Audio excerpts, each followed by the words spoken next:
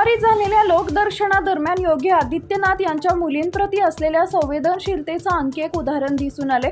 गोरखनाथ मंदिरात आयोजित या कार्यक्रमात मुख्यमंत्र्यांनी सुमारे 200 लोकांची भेट घेतली, त्यांच्या समस्या ऐकून घेतल्या आणि अधिकाऱ्यांना तातडीनं कारवाई करण्याचे निर्देश दिले।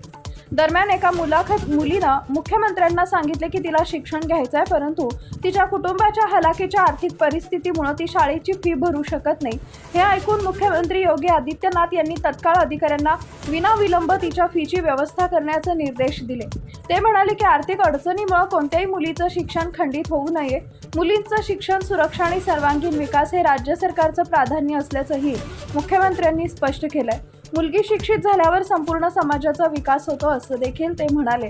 जनता दर्शनादरम्यान गंभीर आजारांनी ग्रस्त असलेल्या लोकांनी आर्थिक मदतीचीही विनंती केली आहे। अद्ययावत रुग्णालयांकडून अंदाजपत्रके मिळवून मुख्यमंत्र्यांच्या स्वेच्छानिधीतून मदत करण्याचे निर्देश मुख्यमंत्र्यांनी अधिकाऱ्यांना दिले। प्रत्येक पीडिताच्या समस्येवर संवेदनशीलतेने आणि वेळेवर तोडगा काढला जाईल याची खात्री करण्यासाठी मुख्यमंत्र्यांनी अधिकाऱ्यांना कडक सूचना दिल्या।